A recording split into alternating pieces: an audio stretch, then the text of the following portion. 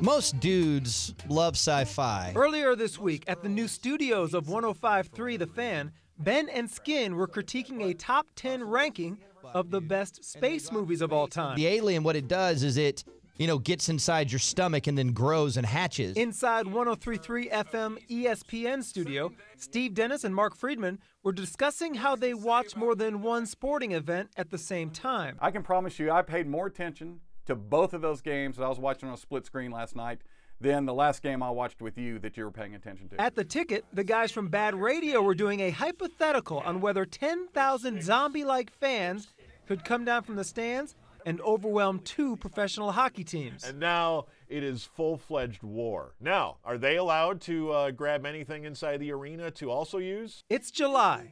Cowboys training camp is still 3 weeks away. The NBA and the NHL seasons are over.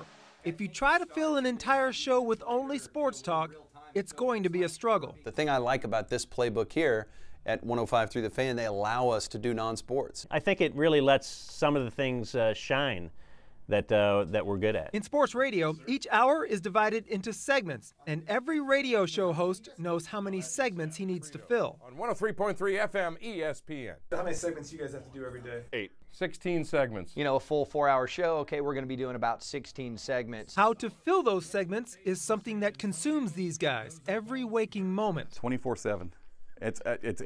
But you know what? It's not hard. It's not like you dread having to think about the show. Pretty much you're all by yourself every night. All the time. We're always thinking about something to do for tomorrow's show, or if you note something, you might write it down in your phone that this might be a good segment. They had a unity in purpose. Like, you didn't have to talk any of them into trying to eat the humans. You never turn off what you're going to do for the show. You think about it constantly, which is one of the reasons my wife hates my job. I can never put the phone down. I can never stop reading the internet. Filling those segments is exponentially harder this time of year when the only major professional team in season is the Texas Rangers.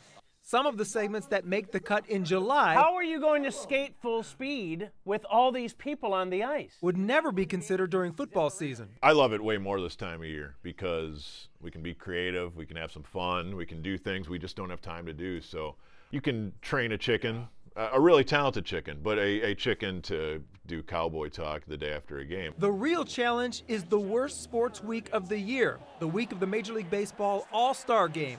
Once that game ends Tuesday night, there are no more games at all until Friday.